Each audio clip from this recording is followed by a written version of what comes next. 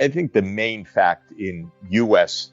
democracy right now is not really polarization, though we have our culture wars. It's really the capture of the instruments of power by particular corporate lobbies.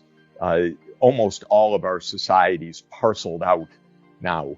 The financial world parceled out to Wall Street, the health sector parceled out to the big health industries, the foreign policy to a shocking extent parceled out to the military industrial complex, the energy sector parceled out to big oil and gas, though it's obviously under stress because of climate realities.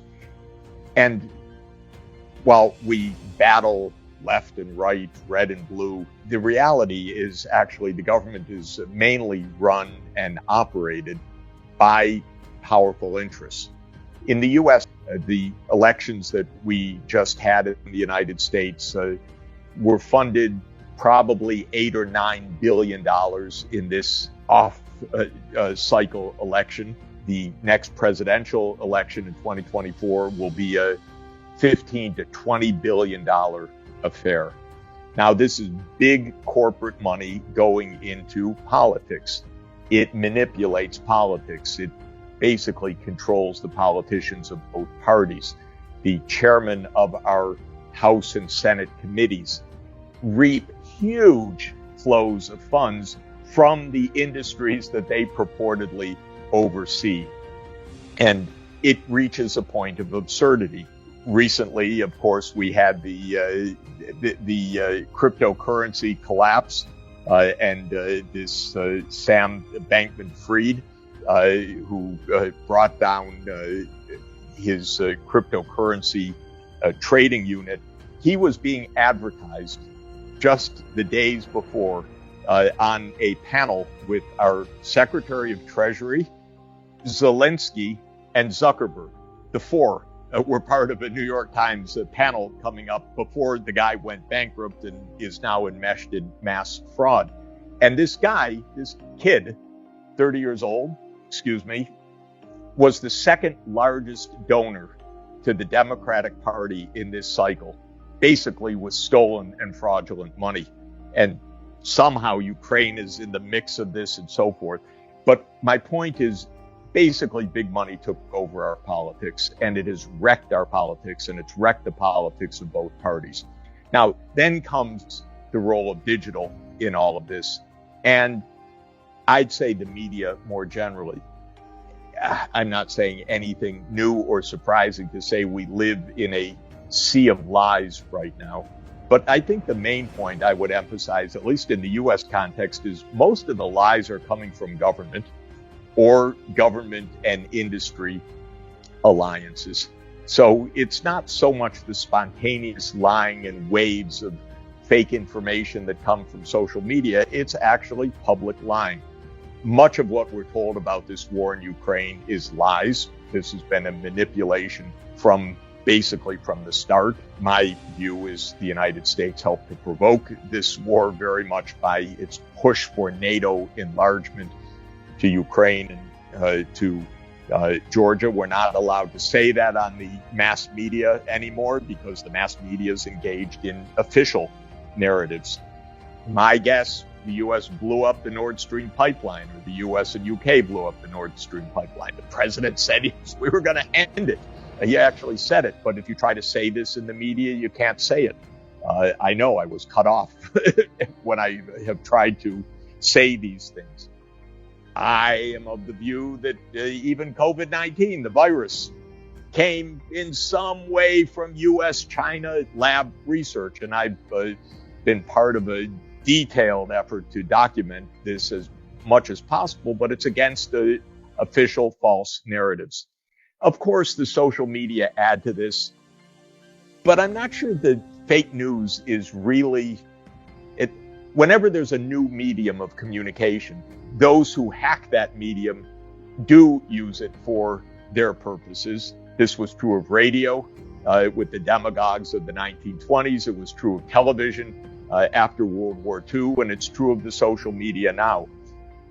But it's a feature of the media more than of digital per se, but because we're in a digital media era, it's definitely amplified right now.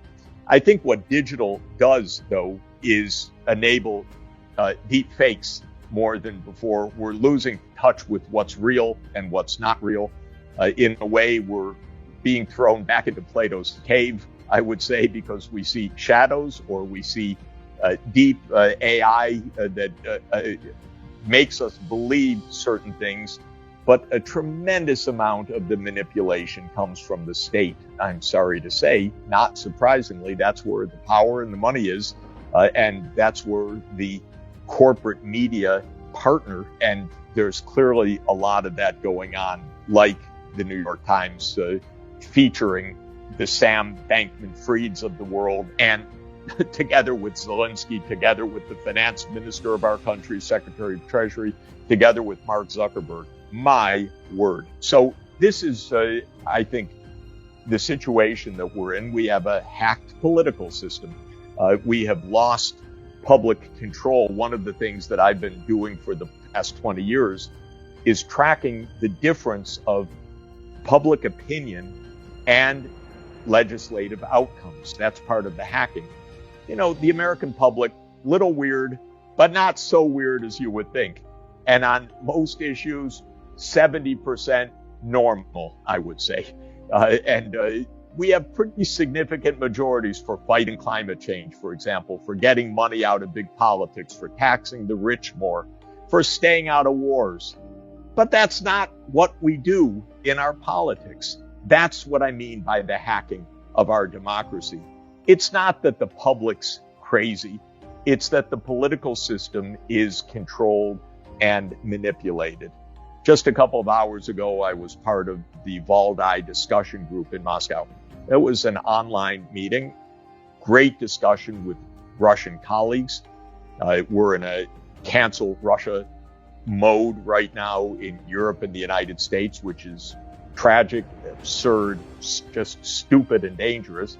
But I had a wonderful discussion with Russian colleagues on a number of issues, including the G20 summit that just took place, which on the whole, just to summarize, showed that the world could actually still get together and do something useful. And maybe it argues against what I'm saying. It was the face-to-face meeting of leaders that probably chilled them out a little bit.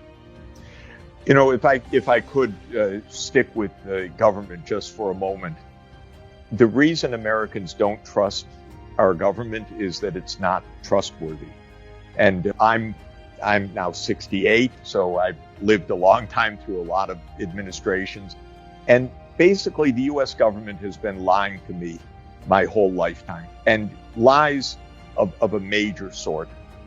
You know, I was young when John F. Kennedy was assassinated. They lied about that. The Warren Commission was a lie. Then we had Richard Nixon, and he lied about everything. But he lied about Watergate. We had the Vietnam War, which was a lie, and the Pentagon Papers revealed that lie. And it's been on and on. We had the Iraq War completely on phony circumstances, and now I saw, as I was chairing the Lancet COVID-19 Commission, how the U.S. government is lying about the virus. We don't know where the virus came from, but they're certainly not telling the truth about what they know. That is for sure. From the very beginning, they aim to tell us a narrative rather than to tell us the truth. The truth may be they don't know, but they claim to know that it's from nature and it's not from these research activities and so on. And I think we don't know, but they clearly haven't told us the truth.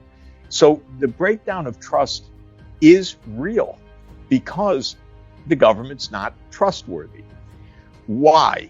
Well, because we're an imperial power. It happens in the United States, and empires don't tell the truth very much, because if they told the truth, they'd stop being empires, for one thing. And they have taken, I think it's unfair to invoke Machiavelli here, but I will do so anyway. They take the idea that the goal is power, and you do what you can to hold on. So I have a very simple prescription, very naive, but very simple. Tell the truth and trust will come back. We're feeling a lot of distrust because things are not the truth. Look, 2 days ago, a missile landed in Poland and killed a couple of people. At the beginning, Zelensky said, Russian missile attack, and there was suddenly calls for NATO engagement in Article 5 and so forth. Then, actually, the U.S., to not have World War III, said the truth that, this looks like it was a Ukrainian missile, not a Russian missile that landed. And the Ukrainian foreign minister said, that's a conspiracy theory. This was a Russian missile. Somebody's lying here. It's not a game what we're in. We're in a life and death situation. And we're playing with facts right now.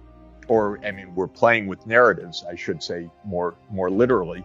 And this is why the trust is absolutely so low. And maybe it is right that the social media have one influence on this, which is many politicians have said to me that they live in a nonstop 24/7 continuous news feed, that they don't even have a daily news cycle anymore. It's a minute-to-minute news cycle. And so everything is reactive, everything is manipulative, everything is to keep the narrative, everything is to stop for a moment and a breath. I don't know whether that's it, but if we want to have trust, we have to be trustworthy. That's the main point. Trustworthy means telling the truth, in my view.